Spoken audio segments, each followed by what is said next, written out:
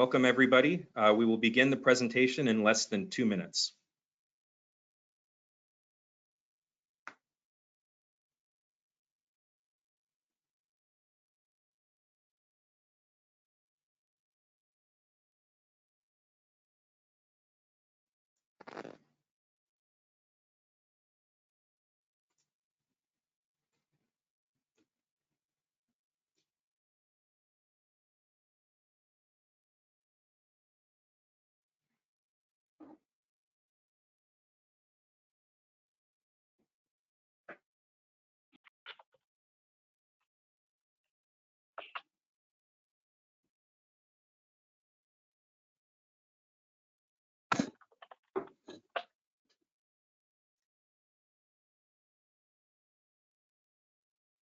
And welcome to those just joining. We'll be starting in about 1 minute.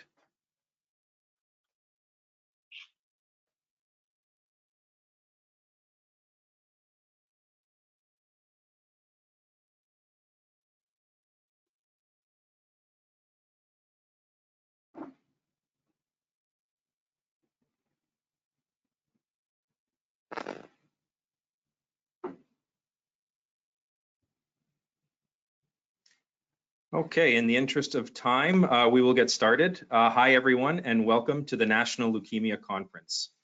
This is the 3rd year of the conference, and we are pleased to be able to offer this year's event in a virtual format for the first time ever. Thank you for adapting with us and joining us today. Throughout the week, we will be sharing educational tools on leukemia and stories of hope. We also have one more presentation on CLL scheduled today at 3 p.m. Next slide, please.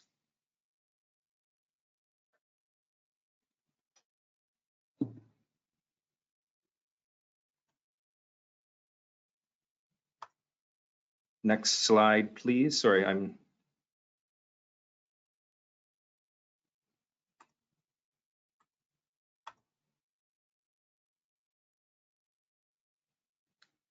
Dr. Kim, do you have control of the slides? Yeah, I do have.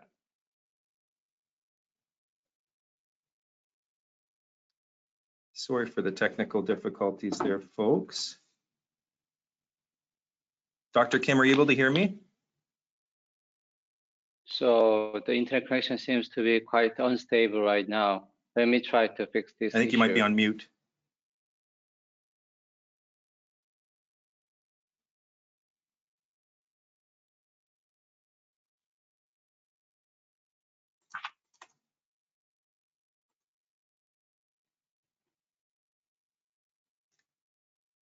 Wonderful, Can you thank hear you. me? My name is Indrik, and I'm Indrik Kopel, and I'm the Manager of Advocacy and Partnerships here at the Leukemia and Lymphoma Society of Canada.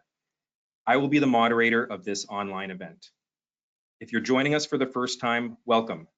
If you're joining us again, welcome back, and please bear with me while we go through a few housekeeping items. I would like to take this opportunity to direct you to the question box of your GoToWebinar panel. We encourage you to type your questions and comments in the question box at any point during the presentation. The presentation will last approximately 60 minutes, including a question and answer period.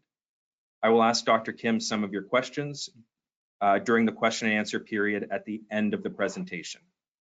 Due to the number of questions, we may not be able to answer all of them today. If your question is not answered, we will do our best to follow up with you outside of the presentation. And the conference is being recorded, therefore you can listen to it again on our website, and we will email you when everything is available. Simply put, at the LLSC, our mission is to cure blood cancers and improve the quality of life of all Canadians affected by a blood cancer and their families. Next slide, please.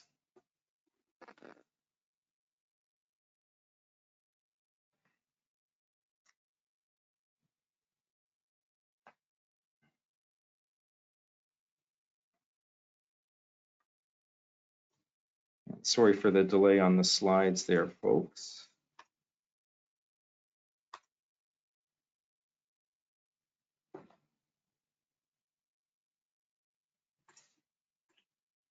Are you able to advance to the next slide, please? Can you see?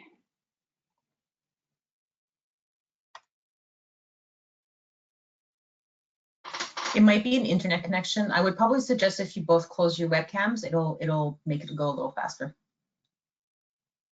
I see.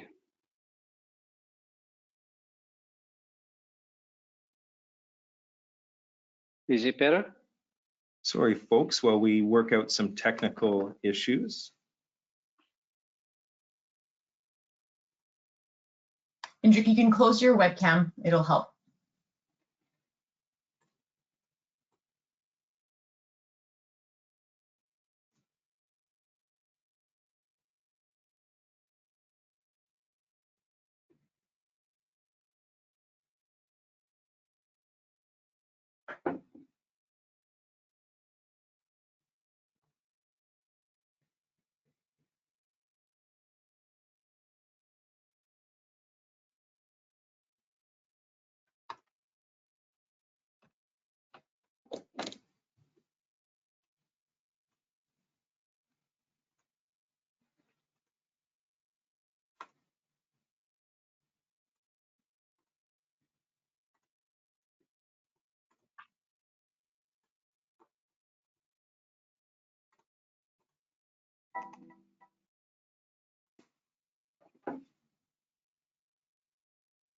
Indrik, can you hear me? I can. Okay, great. So yeah, if you shut your webcam, it'll help with the internet connection. Okie dokie. And then Dr. Kim can open his webcam afterwards. So yeah, if we can just put the slides back a little bit, Dr. Kim, and then we can move forward. Thank you. Okay.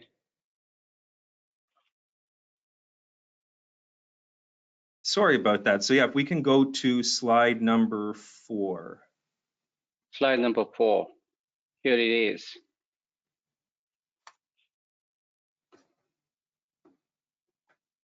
Can you see the slide? No, we cannot. Well, we can see the slides, but it's not moving forward. So under the sharing panel of your GoToWebinar, make sure we're showing screen and that it's in play format. Yeah, it is in there, but I'm not sure. Okay. Is it better? No, we no, do we not still see can't these see it. slides.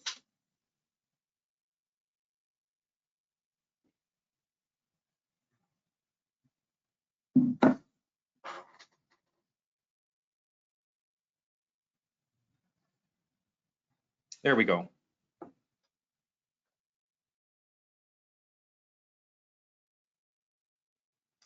Okay. Okay, thank you. I can see the slides. Thank you, Dr. Kim. Ultimately, we are here to serve you. We offer support and guidance to people affected by blood cancers at every step of the way. Please don't hesitate to contact our local community service managers to find out how we can help. We offer a variety of educational resources and support services to help those affected by a blood cancer. On our website, bloodcancers.ca, you can access a number of free information booklets and fact sheets about blood cancers, treatments, and psychosocial aspects. Next slide, please. We also have educational videos to help you fully understand blood cancers and treatment management. Next slide, please. On our website, you will find the recordings of all of our past webcasts and announcements of our upcoming webcasts. Next slide, please. We encourage you to subscribe and listen to our podcast series, The Blood Cancer Experience, to learn more about treatments and research from experts and to hear stories from people affected by blood cancer. Our podcasts are available on Spotify, Apple Podcasts, and anywhere you enjoy listening to your podcasts. Next slide, please. And we recognize that sometimes it's best to connect with someone who has been there before. Our peer support program is a support service that matches people affected by blood cancers, caregivers, and their families with trained volunteers who have been touched firsthand by a blood cancer and have shared similar experiences. It can be a supportive program, which is especially relevant today during COVID, where we hope it'll counter the effects of isolation. Next slide, please. We know that the transformation from treatment to post-treatment isn't easy, and we know that every cancer experience is unique and every step has a deeply personal meaning. We are proud to share that in June 2020, we launched our Your Life After Cancer program. This program offers tools and resources to help you move forward after your blood cancer experience. We encourage you to visit yourlifeaftercancer.ca to view our new fact sheets on important topics such as fatigue, cognitive issues, and how to support a loved one. You also find webcast and podcast recordings along with inspiring stories from survivors. Next slide, please. It is my pleasure to introduce you to our speaker, Dr. Dennis Kim. Dr. Kim is the Associate Professor in the Department of Medicine at the University of Toronto and a hematologist clinician investigator in the Division of Medical Oncology and Hematology at Princess Margaret Cancer Centre. Since his promotion to Associate Professor in July 2014, his research has focused on the development of genomics-based biomarkers in leukemias and HCT using a novel technology called next-generation sequencing. The successful completion of the Human Genome Project in 2001 has led to revolutionary changes with the potential to transform modern medicine into personal medicine. Over to you, Dr. Kim. Thank you. So today I'm going to talk about the three topics. First one is drug development in CML therapy, and the second one is treatment-free remission in CML, and the last one is recent advances in genomic research in CML. So let's talk about the drug development history in CML. So as you can see here, I just want to give you a little bit of brief explanation about the disease called chronic myeloid leukemia. So chronic myeloid leukemia is a kind of chronic leukemia. It has a very different genetic event compared to the other form of leukemia. As you can see in this slide, chromosome 9, they have a ABL1 gene, and chromosome 22, there's a BCR gene. And you see here, there's a breakage of the chromosome, and then at the end, it fuse and it make a new gene called the BCR-ABL fusion gene. That makes a development of this kind of disease called chronic myeloid leukemia. So that is the reason that this disease has a different mechanism compared to the other type of leukemia. So this is a clinical manifestation of CML. I just want to give you a little bit of explanation about how CML is going to be presented and how it is progressed. So it usually presents with so patient doesn't have any symptom at the time of their initial diagnosis of CML. Usually they presented in chronic phase. After that, if they do not get treated, then 3 to 5 years, they progressed to an acute form of leukemia. And now you see here, this is an example of a huge splenomegaly, the large spleen. And it is a kind of evidence of progression of their leukemia from the chronic form to an acute form. If they reach out in this stage, then they are very refractory to any kind of cancer treatment. And also their life expectancy is within a month. So before we are able to use a certain new treatment in CML, the life expectancy in CML patient was just around 3 to 5 years if they do not get a transplant. So this is a history of CML therapy over last, as you can see here, it was initially described in 1845. However, you see here the remarkable discovery and the development in CML treatment, it happened in 2001. The drug called imatinib, that is a tyrosine kinase inhibitor. After the development of this drug, it revolutionized the CML treatment significantly. Since then, now we have 5 drugs approved for this indication, as you can see here. Let's talk about a little bit more detail.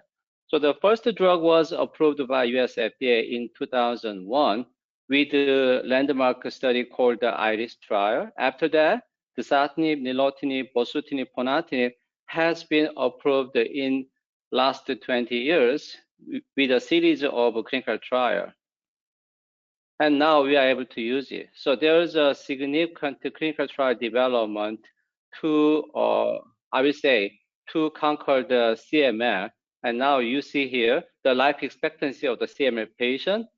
When they have a diagnosis of CML in 1980s, their life expectancy was just around 2 to 3 years. As I have explained to you before, if they present with chronic phase, but they will progress to advanced disease in next 3 to 5 years.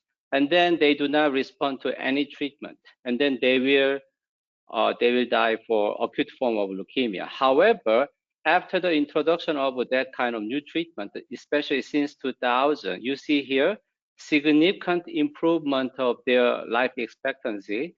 And now the life expectancy in CML patients who had a diagnosis of CML in 2010, their life expectancy is around 98% compared to the general population. So you can say that significant improvement in life expectancy of CML patients over the last 2 decades after the introduction of TKI therapy in CML treatment.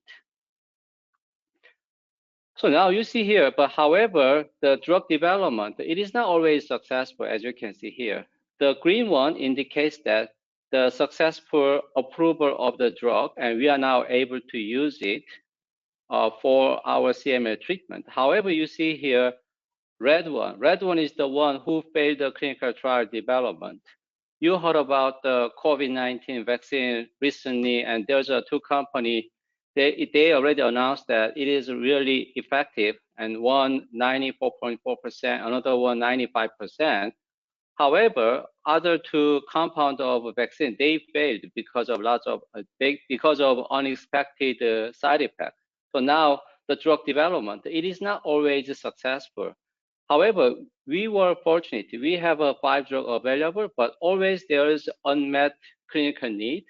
And now 1 drug is now under the development for drug clinical trial, so called ASCIMINIB. I'm going to introduce a little bit more detail about this drug called ASCIMINIB, which is coming maybe next 1 or 2 years in our clinical practice.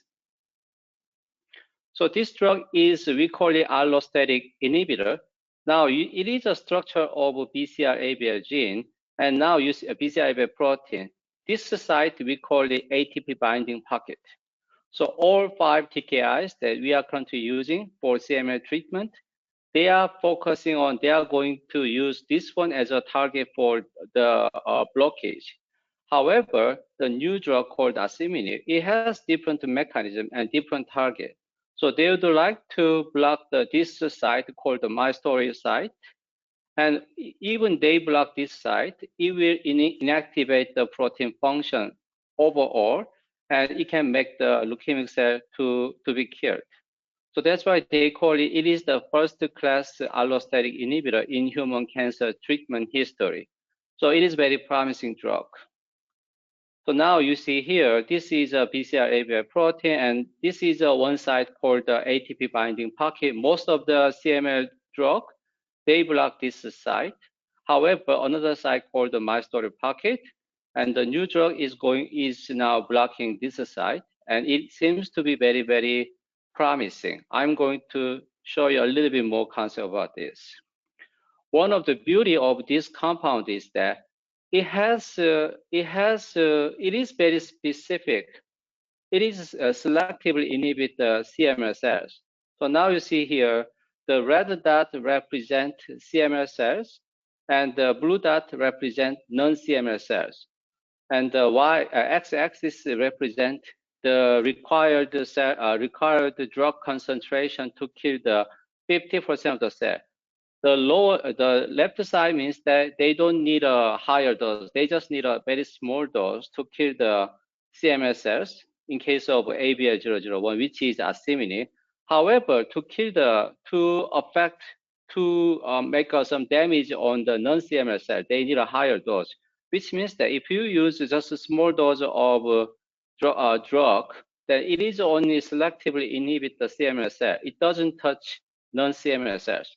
So it means that you might be able to avoid lots of drug-related toxicity. However, other drugs called imatinib, bosutinib, nilotinib, dasatinib, and ponatinib, as you can see here, there is a significant overlap in terms of the drug concentration requiring to kill that kind of cells, or the concentration is very, very, their window is very, very narrow, which means that it can affect normal cell as well, which increase the drug-related side effect, if you use other drug. So definitely there is some benefit of using this compound. That's why they developed this drug in a phase 1. It was really successful, and it has been already published. And another trial is still ongoing.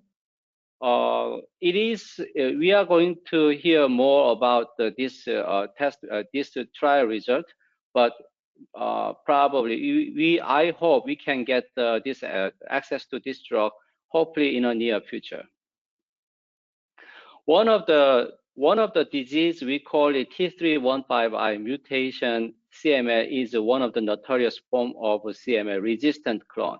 They are very resistant to all kinds of TKI except a drug called ponatinib. However, the problem is that ponatinib also does have some increasing risk of arterial thrombotic event, which makes our practitioner to prescribe this drug with caution. However, ASCIMINIB, if you go ahead with ASCIMINIB higher dose, it looked like it could affect even this T315I mutant CML. It seems to be very tolerable to treat the T315I CML patient. So it is very promising. Is this the only clinical trial on development? There's a lot of other kinds of approach we are now looking for. One of the examples is that we would like to target the leukemic stem cell directly. So leukemic stem cell is very smart. It would like to escape all the other kinds of conventional chemotherapy by blocking the apoptosis or make them enter into a quiescent stage, cell renewal or differentiation. Through that process, they would like to escape the killing mechanism of the conventional chemotherapy. So now one of the potential mechanisms that we would like to use is JAK2-STAT pathway, which is a kind of alternative pathway activated in CML cells. And we actually tested it in our CML cohort. However, unfortunately, we do not see any significant reduction of their CML clone by using this combination. So no significant reduction of transcript with this combination. So to make a long story short, we failed. However, it's not the end of the story. So other investigators, they are now looking for some other target called BCL2. BCL2 is key mediator for apoptosis pathway. And there's a drug already developed, and we use it in our AML treatment. So they would like to use this kind of concept of using the BCL2 inhibitor in the treatment of CML. So that's why they are now looking for combining the venetoclax after stopping the TKI therapy for treatment-free remission. I'm going to talk about the concept of treatment-free remission after discussing about this talk. So there's some new clinical trial which is going to come to maybe clinical field maybe next 1 or 2 years. So this is a summary of my first part of the talk. So drug development in CML 2020. In addition to ATP binding pocket inhibitor, multiple targets are being tested or to be tested, including the JAK2-STAT pathway, BCL2 pathway, or etc. And new treatment option called ASCIMINIB is coming soon to our practice. It seems to show very good safety profile and very good efficacy. And the result of ASCIMINIB as a third-line treatment is coming soon. And alternative treatment target is currently under investigation for future drug development, such as BCL2 mediated pathway. And we might be able to use venetoclax to block this alternative pathway. So this is my first part of the talk, and I'm going to move on to my second topic, which is about the treatment-free remission. The concept of operational cure, I'll just give you a little bit of brief introduction about the concept. So as I already have shown you, the life expectancy of the CML patient has become significantly improved after the introduction of TKI therapy over the last 2 decades. So now you see here, 98% of the patient, if they achieve certain response like MMR, major molecular response, they will not die for CML, but while they are taking the pill. So does it mean then the CML patient has to take their medication every day in their lifetime forever? So it brings that kind of question. When can I stop the medication? So far, we talk to our patient, you better to continue to take the pill. However, right now, based on the all TFR data, which I'm going to show you soon, our answer is no. You don't need to take your pill forever during your lifetime.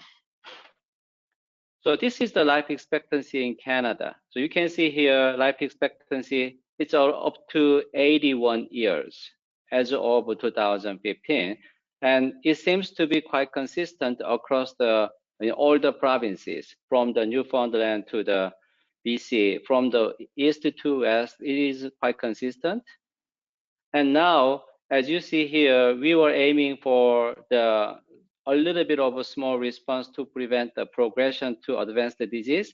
But now we already achieved a higher goal called MMR. And now we are now talking about the deep molecular response. Once we achieve deep molecular response, then we will achieve treatment-free remission. Then what is treatment-free remission?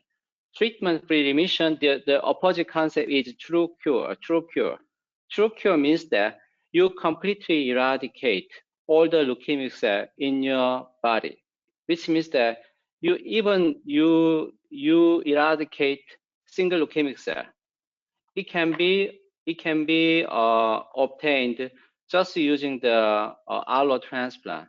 However, with the current treatment called the tyrosine kinase inhibitor, we found that you may not need to kill the last CML single cell in the last single CML cells in order to achieve this kind of operational cure, which means that you still might be able to have a very, very tiny level of leukemic cell in your body, but it doesn't make any clinical problem.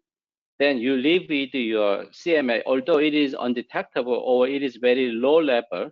However, this CML is not going to make any kind of clinical problem in your life. And in other words, we call it treatment-free remission, which means that you achieve remission or you achieve operational cure, but without requiring any leukemia treatment for your CML. So think about it. 20 years ago, the life expectancy of the CML patient was just around 3 to 5 years. But now we are talking about you get treated with the CML drug maybe for 5 to 6 years, and then you stop it, and roughly around 50% they can stop their CML treatment without losing leukemia treatment. So we are now talking about that kind of a new concept of a CML treatment.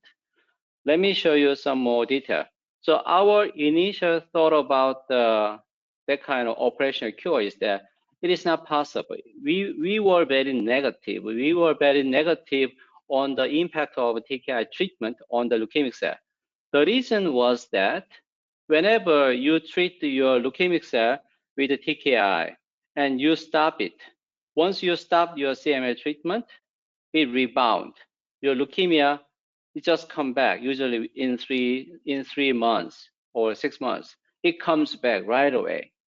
But probably because you didn't control the disease enough to control the deep burden of leukemic cell.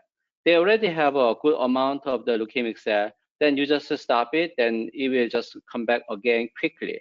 However, if they achieve deep response, and then you get rid of all that kind of active clone, then probably they are not going to come back. So that kind of concept comes up, and some pioneer in France, Dr. Mahon, they would like to do some pilot study. Initially, they enrolled 10 patients, and they tested their hypothesis, and it seems to be working very well. And they expanded the cohort from the 2007, 100 patients who achieved a deep molecular response with the undetectable transcriptal level more than 2 years. And then they stopped the treatment and they check their disease burden using PCR test every month for first 12 months, and then every 2 months in the second year, and then every 3 months after that. And now I can show you 8-year follow-up data here. This is their 8-year follow-up data. So roughly around 40% of the patient. So at that, they do not relapse at all. They do not relapse at all. And they were able to stop their CML treatment without losing their any kind of molecular response. There's 10% more patients who lose their response a little bit, but still maintain their response. They even didn't have any clinical evidence of CML at all after that. In that case, if you add up that kind of case, roughly around 50% of CML patients, they can stop their CML treatment without losing their leukemia control. So this is their conclusion. Roughly around half of the patients, they can stop their CML therapy without losing their leukemia control when qualified.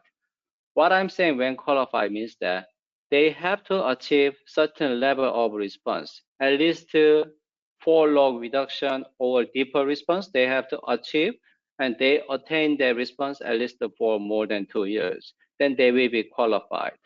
So this STEM trial confirmed that you can stop your CML treatment without losing your leukemia control, number one. And usually molecular relapse, it occurs usually within first 2 years, within first 1 year, especially in first 6 months. And it doesn't happen after 2 years after the TKI discontinuation. That's also a surprise. And patients who lose molecular response, they can start their TKI therapy, but without having any significant issue in terms of their leukemia control. You may say that, oh, after stopping the medication, then the leukemia is very smart, so they may evolve and they will become resistant. But it was not the case. They respond to their TKI restart, and their disease will be their disease will be under control again so quickly, usually in 3 to 6 months, and it doesn't make any kind of issue. So we know that. That's why we recommend our patient to go ahead with the TKI discontinuation for treatment-free remission. And stopping the TKI therapy seems to be very cost-effective strategy. So this is the summary of a TKI discontinuation trial that has been done over the last 10 years around the world. And now I can point out Canadian TKI discontinuation trial. I'm the PI for this Canadian TKI discontinuation trial. We enrolled 131 CML patients, and I can show you our TFR data in the next slide. This is the largest TKI discontinuation trial which was done in Europe. They enrolled 750 CML patients, and they showed around 50% of TFR rate. And this is a Canadian TKI discontinuation trial. 12 CML treating center, we participated into this trial, and we enrolled our patient. And as you can see here, our TFR rate was around 58%. So we demonstrate that 58% of our CML patients, once they are qualified, we are able to stop their TKI therapy without losing their leukemia control in a Canadian cohort.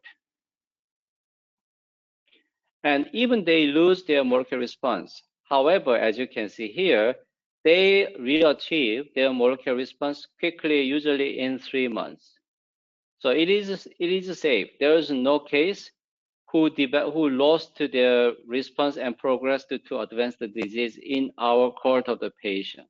So it was really good. It assured that TKI discontinuation approach is safe, and it doesn't affect their disease course for CML.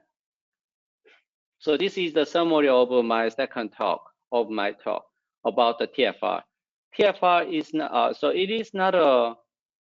it is a practical goal which can be achieved.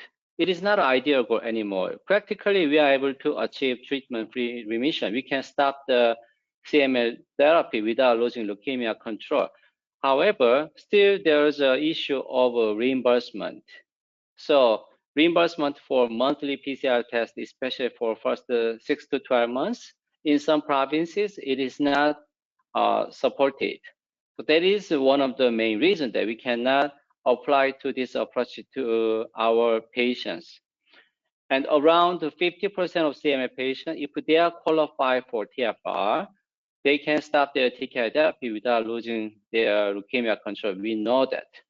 And patient community is now accepting this concept very well, and they are now accepting it as a relevant treatment goal for their CML therapy. And now this concept has been already included in the CML treatment guideline. Let me show you. So this is a European Leukemia Net treatment guideline. Now we used to use MMR, which is equivalent to a 0.1% as our goal of CML treatment. So you see here optimal 0.1%, that was our goal of CML treatment. But now you see here, for the patients aiming for the treatment-free remission, optimal response is BCR-ABL transcript level less than 0.01%, which is equivalent to a 4-log reduction. So that is a kind of definition of a qualification. If you are qualified for TFR, you have to achieve at least the MR4, and you maintain MR4 at least for 2 years, then you will be qualified for TFR approach. And this kind of concept has been already included in the treatment guideline. So let's talk about the next topic. My next topic is about the recent advances in genomic research in CML. So we know that that kind of genomic knowledge has been already incorporated into our treatment for acute leukemia or MDS or MPN. What about in CML? You may say that there's no data. However, it is not true. In AML, there's a lot of data. However, what about in CML? So let me show you. One of the basic concepts from this genetic knowledge is that now we have a good understanding about the clonal hematopoiesis. Clonal hematopoiesis is a kind of concept. The hematopoietic stem cell, they acquire some additional genetic event when it is getting older. So now you see here, the instance of clonal hematopoiesis was just around 5% at the age of 50s or 60s. However, you see here, still it rises up. So at the age of 90s, that instance can go up to almost 20%, 30%, 50%. So now, hematopoietic stem cell can acquire that kind of additional genetic abnormalities, and it may contribute to the development of a certain type of leukemia. So I have done some genomic study in CML. So we have 100 CML patients with various TKI response. So we have 74 responsive patient, 18 resistant patient, and 8 patients who progressed to advanced disease. And we have 3 fractions of cell, T cell, which represent clonal hematopoiesis, and the sample taken at the time of initial diagnosis, as well as a follow-up. We have a follow-up sample collected at around 6 to 12 months after the TKI therapy started. And now you see here, out of 100 CML patients, 37 patients, in 37 patients, we found the 63 variants. So roughly around 1/3 of the CML patients, they carry that kind of somatic mutation, which include ABL1 kinase domain mutation. I'm going to talk about it a little bit more detail. But not only the mutation that is responsible for TKI resistance, but also other form of non-BCR-ABL mutation also can be detected during the course of TKI therapy. Let me show you a little bit more detail. This is our workflow. We have a T cell, diagnostic sample, follow-up sample, extract the DNA, and we sequence them, and then we analyze it. And this is the result. You see here, it looks a little bit busy slide. We have a 3 fraction. So now what I want to show you is that this is from the T cell fraction, diagnostic sample, and follow-up sample, you see here some fraction, they do not show any changes. Comparing the diagnostic sample and follow-up sample, they don't show any change. However, there's some new, there's some acquisition of a new mutation over the TKI therapy. And also another group, they disappear during the TKI therapy. However, now once you look at their clinical response, which is represented in this column, the light blue represent they are responsive to TKI therapy versus the orange one, they are resistant to TKI therapy versus the deep purple, which represent they progressed to advanced disease. It is very diverse. Let me show you a little bit more detail. So we have three group of the patient, roughly, pattern 1, pattern 2, pattern 3. So pattern 1 is the A kind of group. They don't show any change in terms of their mutation, which means that their mutation, their mutant cell is not a part of CML. It is part of non-CML cells. And pattern 2 means that while they are getting a treatment, but there's a new genetic event that happened, and they are all the patient who is very resistant to TKI therapy or progressed to advanced disease, which means that this new, this acquisition of some genetic event that is responsible for their clinical outcome, which is resistance or progression. We knew about that. However, we confirmed that. Pattern 3 is very interesting. It looks like they have reduced the burden of mutation. However, their clinical outcome is diverse. There is some group who is not respond to TKI therapy nicely. And also, there is some group who responded very rapidly with the TKI therapy, although they have certain mutations. So it is diverse. So that's why we ended up to have this kind of a hierarchical structure. And it looked like roughly around 25 to 30% of CML patients, they come from the pre-leukemic clone. They already acquired a certain form of mutation before the BCR-ABL gene rearrangement, which is the responsible genetic event for the development of CML. But it happened that gene event occurs in the cells, they already carry a certain form of mutation. We call it pre-leukemic mutation. So presence of a pre-leukemic mutant clone was detected in 25 to 30% of CML patients in early stage development of CML before BCR-ABL gene rearrangement occurs. It means that maybe CML, we believe that it was a single-step disease. However, it may not be true. It is not a single-step disease. It may follow the multi-step development of CML. They already acquired a certain mutation before they develop CML. And after acquiring certain mutation, when they acquire the gene rearrangement, then they will progress to a CML. That might be the true story for a certain CML patient. Is it the first time? I don't think so. So now in 1995, in 1998, when the PCR technology was initially developed, they would like to test it into a healthy individual. What they found is that they screened some healthy individual and they found some presence of BCR-ABL fusion gene in their peripheral blood. However, with a very small amount of transcript. And they called them again and asked them to repeat their blood test. 6 months later, 12 months later, they retested it, it disappeared. It means that BCR-ABL gene rearrangement, that is not enough to establish a very solid CML clone in human body. You may need additional genetic event to establish very solid CML clone in human body. So BCR-ABL gene rearrangement or expression alone may not be sufficient to disease induction. The presence of BCR-ABL arranged transcript does not always mean the presence of active growth of the leukemia. So then let's go back to the concept called clonal hematopoiesis.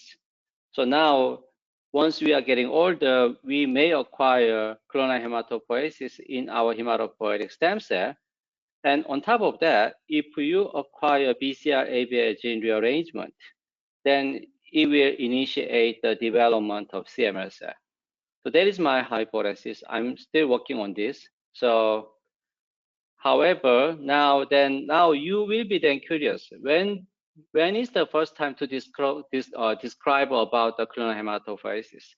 This is the first paper describing about the event of clonal hematopoiesis. So now you see here, there is a recurrent somatic tattoo mutation in normal but elderly individual with clonal hematopoiesis. And this paper actually has been, this work has been done by one of the Quebec hematologists, Dr. Lambert Busque, who is one of my best friends. And he did all of this work and he published it. However, is it really the first work? I will tell you a little bit more detail.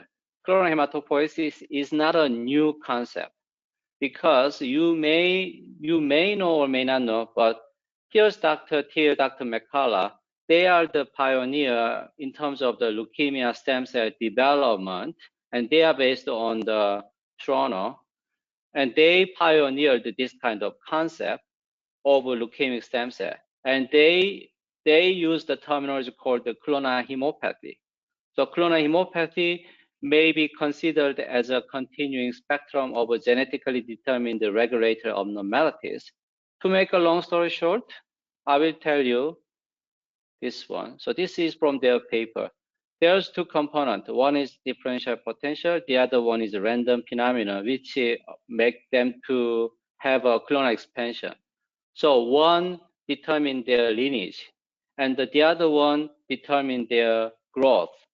If you have this kind of two concepts, one is differential potential, and another one is expansion. Once you have these two requirements meets, then leukemia will start. So leukemia will not follow a single step, it will follow the multiple step. It is not only for the acute leukemia, but also for the CML. CML also will follow this kind of multi-step leukemogenesis theory. So that is my research portfolio. The first event and second event, then leukemia will develop in this context. So let's go back to my research work. So as I already explained to you, it was a little bit complicated, but it looked like there's a multiple step to develop leukemia. And I mentioned about the mutation in an epigenetic pathway or clonal hematopoiesis. How can we use it in terms of our decision-making for the treatment? It looked like the patient who carries that kind of somatic mutation in an epigenetic pathway over the clonal hematopoiesis, they seems to have a worse treatment outcome in terms of CCYR or MMR. And you see here, if they don't have, they have a better CCYR or MMR when they get treated with the imatinib. So that was my hypothesis. And you can see that another investigator from UK, they demonstrate that when they get treated with the imatinib, if they have that kind of mutation, then their outcome is worse. Their response was lower.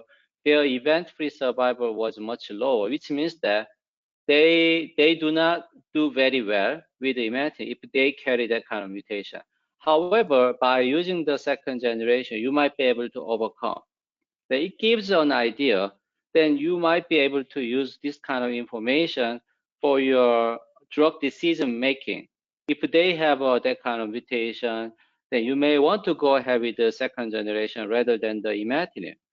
Still, it requires replication and validation, but we are now working on this, in the context of the Global CML Genomic Alliance.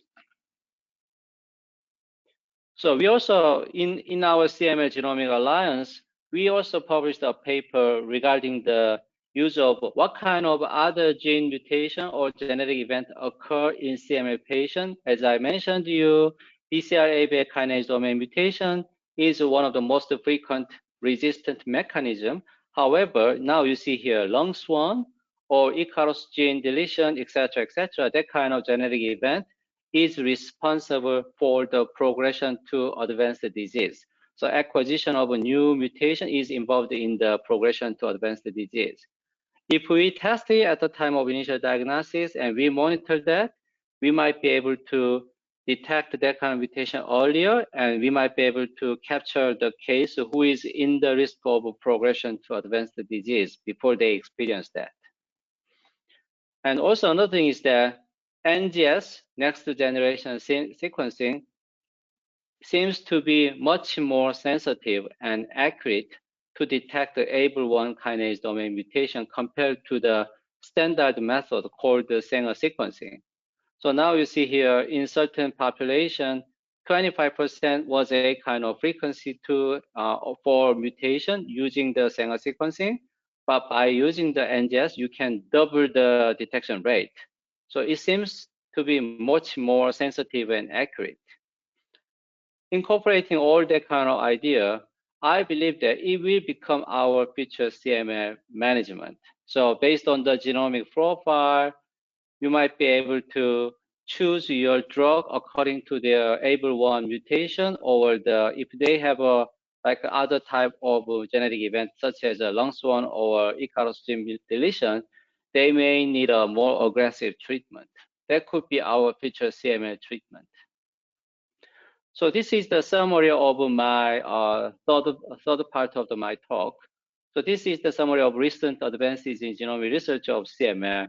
Besides BCR-ABL gene rearrangement, 1/3 of the CML patients, they carry certain form of somatic mutation. And as you can see here, LUNGS1 mutation or Icarus gene deletion is associated with the progression to advanced disease. There's a 3 pattern of mutation dynamics, and presence of a certain mutation in epigenetic pathway seems to have a good correlation with their clinical outcome, especially adverse outcome with the TKI therapy, especially with the imatinib. And somatic mutation in epigenetic pathway can help us to select the proper TKI therapy, maybe in a future medicine. And NGS-based ABL1 mutation detection seems to be much more sensitive and accurate.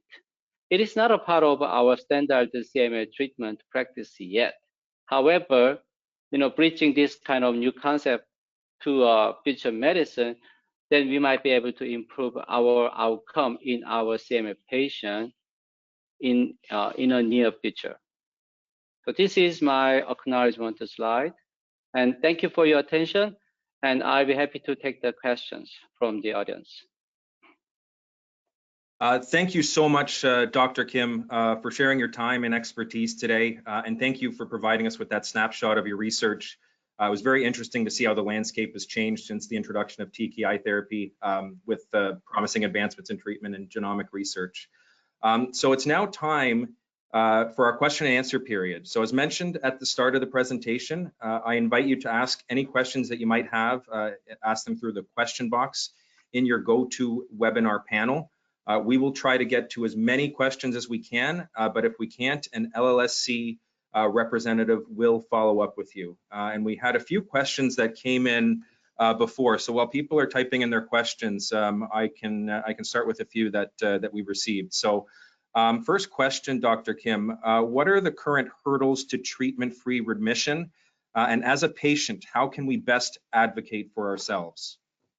So to deliver the concept called treatment-free remission, you need a molecular test. Without having a proper tool to monitor their disease, it's not doable. But different provinces, they have a different reimbursement policy. So in certain provinces, we are not able to order the molecular test monthly, especially in first 6 to 12 months. That's one of the hurdles. Another hurdle is that in order to guide your patient safely for TFR, it doesn't happen just in their single visit. It requires lots of time to discuss with your patient what is the pros and cons, and what is it doable in your personal situation. You have to go through. They may have a different perspective. They may have a totally different concern to try stop their medication without losing their leukemia control. And they also need to realize that they have to come to the hospital for their molecular test at least in first 6 to 12 months. So it requires lots of that kind of discussion. There is also a kind of a hurdle to deliver the TFR in their CML treatment. Thank you, Dr. Kim. We have another question here with regards to this. This person has asked, I would like to know if there are certain foods that can both help and hurt the oral chemo medication. In this case, they're taking nilotinib, but is there any foods that can help or hurt? So in case of nilotinib, you have to take the medication in an empty stomach. So you have to avoid your diet, and you have to give a kind of empty stomach time 1 or 2 hours before or after your meal. And then, but also it is not only for the nilotinib. In case of imatinib, we recommend to take the pill with the food because imatinib sometimes make a lot of epigastric discomfort. It is not the case for the bosutinib or the dasatinib. They can take the pill with the food or without food.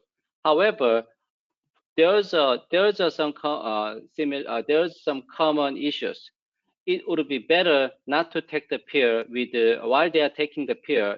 We recommend to avoid the grapefruit or any kind of fruit that can interfere their drug metabolism. That's not good. Thank you, Dr. Kim. What does drug toxicity mean, and how does that affect short and long-term health? So drug toxicity means that we know the spectrum of their drug-related side effect.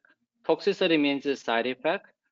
Sometimes, in CML patient, as you can see, their life expectancy has reached up to 98% compared to general population.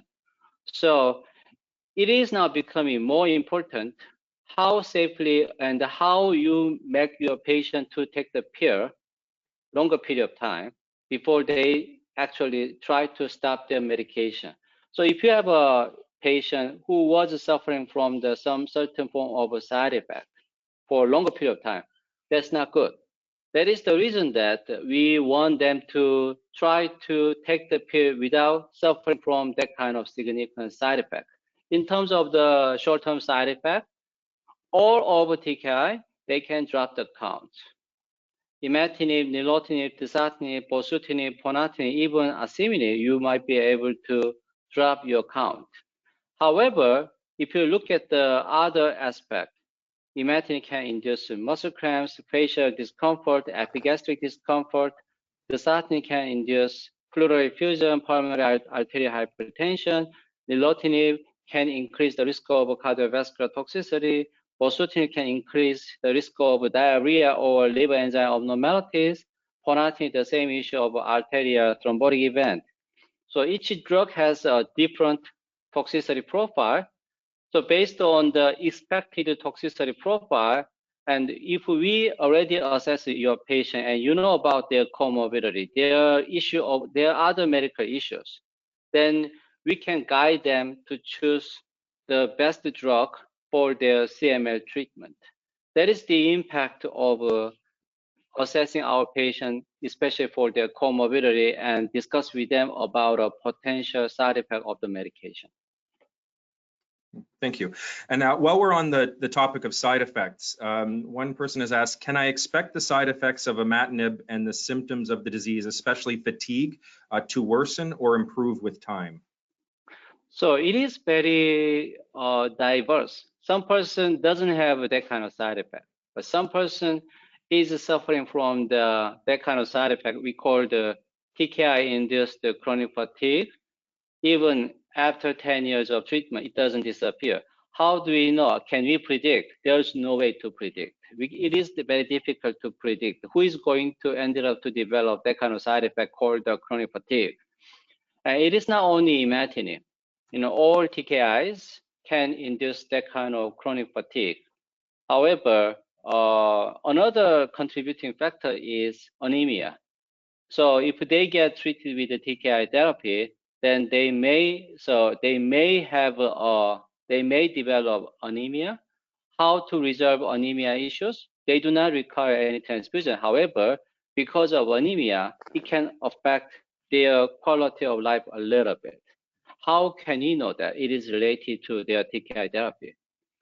If you stop the TKI treatment for TFR, we already observed that after stopping the TKI therapy, after stopping the imatinib, their hemoglobin level rebound by 15 to 20 in next to 1 month, which confirmed that your TKI treatment already suppressed your hemoglobin level somewhat.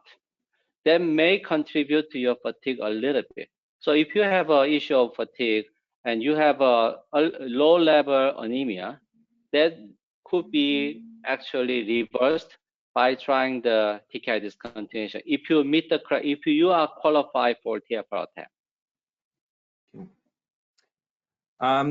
And what's your line of conduct for patients taking a PPI with TKI? So PPI, especially omeprazole, lansoprazole, or pantoprazole, it does also have some interaction with the PPI. So in that case, I recommend them to switch over to H2 blocker. But if H2 blocker is not working, then I recommend them to go ahead with the TKI therapy. But I need to continue to monitor their molecular response. Then I will make sure that it doesn't affect their CML treatment. Thank you. And have any patients ever complained of loss of taste? And this is from somebody who who's on bosutinib, and their oncologist has never heard of such a complaint. Personally, I do not have any experience. I do not have any experience of loss of taste after the TKI therapy. But we used to have that kind of issue when they get treated with leukemic stem cell affecting medication. But I'm not sure whether it is really related. It is the case in this case. Okay, thank you. And we have time for 2 more questions. So the first one, so someone who's currently on Javi treatment, how do you increase platelet counts? Did you say Javi treatment? Yeah. Javi treatment? Javi, Javi. Javi. Maybe some typos, I think so. Maybe it's a typo. So whoever asked that question, if you could clarify. Oh, Kavi, Kavi, or Jacvi. So okay, we'll move on to the it's Jakavi actually, Dr. Kim. Yeah. Yeah. So in case of Jakavi, we do not use Jakavi for CML treatment. We use Jakavi for MPN or myelofibrosis. So it's a different story. Gotcha. Okay, and last question. Does taking pantoprazole with imatinib cause fatigue or other problems? So there is also a kind of PPI medication. I'm not sure whether it aggravates the issue of fatigue, but there is a significant drug interaction between the PPI and the TKI therapy. However, I'm not sure whether it will increase the fatigue issues. Okay.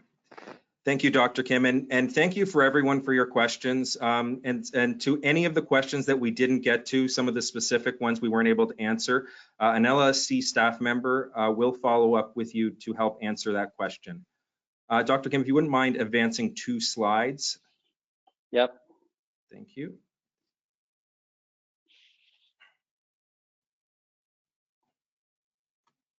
Is it advancing? No. There, perfect. So I'd like to thank you once again, Dr. Kim, for hosting this webcast, and to all of those who participated and asked questions. I would also like to thank our marquee sponsor, Astellas, and thank you to AbbVie, AstraZeneca, Bristol Myers Squibb, Celgene, Janssen, Jazz Pharmaceuticals, Novartis, Paladin, and Pfizer. And if you could advance just one more slide, please.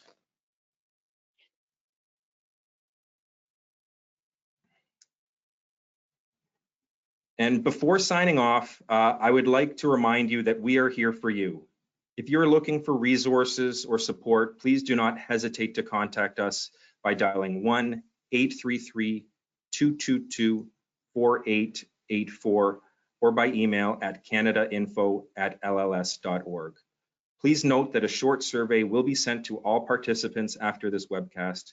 Please take a moment to provide your feedback, which will be incredibly helpful for us in planning more online events in the near future. I'd like to thank everybody for joining us for our third leukemia conference. We hope to see you at our upcoming conversation on CLL shortly. Have a wonderful day, everyone.